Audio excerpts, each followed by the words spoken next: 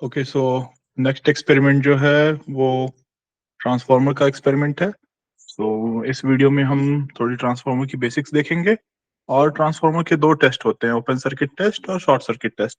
हम उसे ब्रीफली थोड़ा सा यहाँ स्टडी कर लेंगे। तो इस स्लाइड में हम देख सकते हैं जो फर्स्ट इमेज है वो एक स्कीमेटिक रिप्रेजेंटेशन है ट्रांसफार्मर का।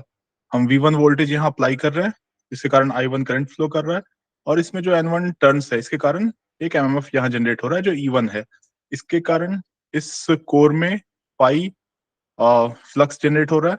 ये फ्लक्स इस पूरे कोर में फ्लो कर रहा है। तो अगर इस पूरे कोर में कहीं पे भी कोई सेकेंडरी या टर्शियरी वाइंडिंग होगी तो वो फिर से ये MMF जनरेट करेगी, जिसके कारण उस कॉइल में फिर एक आउटपुट करंट फ्लो करेगा और जितना लोड लगा रहेगा उस लोड के हिसाब से वहां एक वोल्टेज भी होगा। ये बेसिक फंक्शनिंग है एक ट्रांसफार्मर की।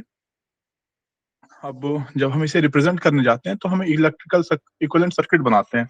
इक्विवेलेंट सर्किट जो होता है वहां हम क्या करते हैं, हर कंपोनेंट को उसके रेसिस्टेंस, कैपेसिटेंस, इंडक्टेंस इससे रिप्लेस करते चलते हैं। तो हम जो सेकंड डायग्राम देख सकते हैं, इस सेकंड डायग्राम में एक इक्विवेलेंट सर्किट बना हुआ है। R1 X1 जो है वो प्राइमरी का है, ये XM R0 ये कोर को रिप्रेजेंट कर रहा है। यहाँ आपका ट्रांसफार्मर का आइडियल ट्रांसफार्मर है जो कि आपका E1 को E2 में कन्वर्ट करता है, और R2 X2 सेकेंडरी के लिए है।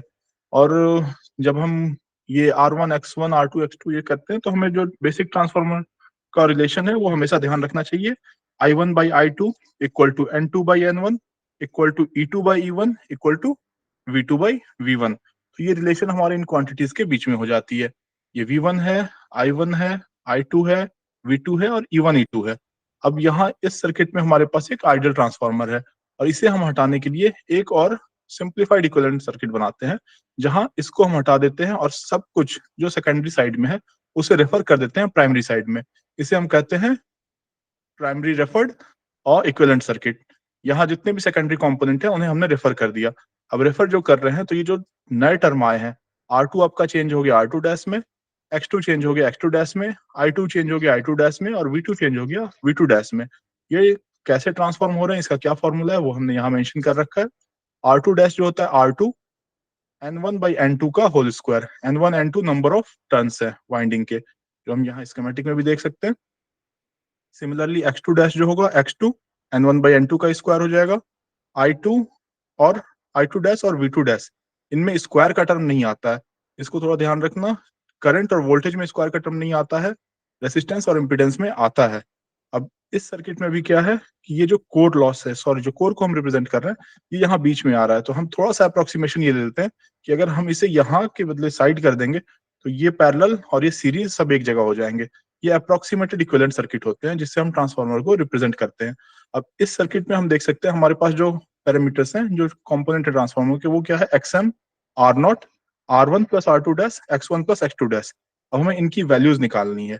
अब इस वैल्यूज के लिए हमारे पास दो टेस्ट हैं। पहला टेस्ट जो है वो है ओपन सर्किट टेस्ट। अब ये पहला डायग्राम जो है वो ओपन सर्किट टेस्ट का एक सर्किट डायग्राम है। ये वेरिएक है जिससे हम इनपुट वोल्टेज अप्लाई करेंगे।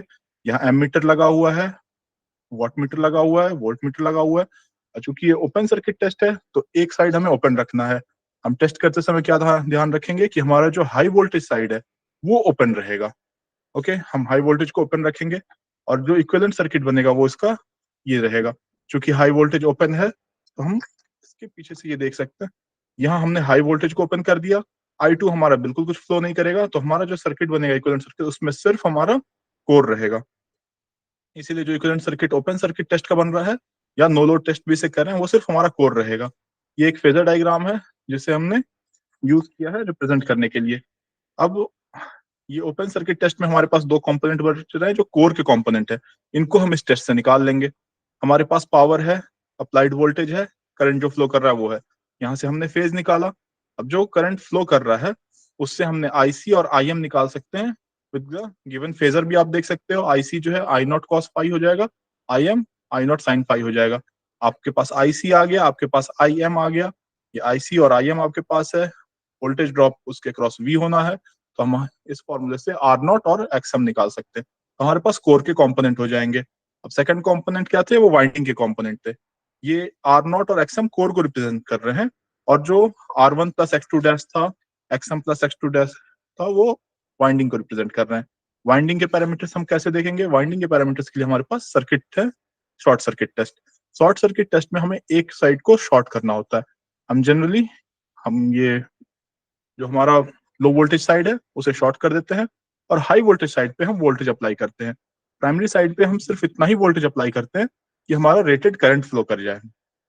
अगेन ये सर्किट डायग्राम है। सर्किट डायग्राम में हम देख सकते हैं ये एक वेरिएक है। वेरिएक से हम वोल्टेज अप्लाई करेंगे।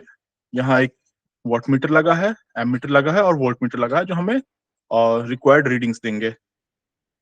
अब जब हम शॉर्ट सर्किट कर रहे हैं तो इसमें हम फिर ये देख सकते हैं कि ये इसका इक्विवेलेंट सर्किट है।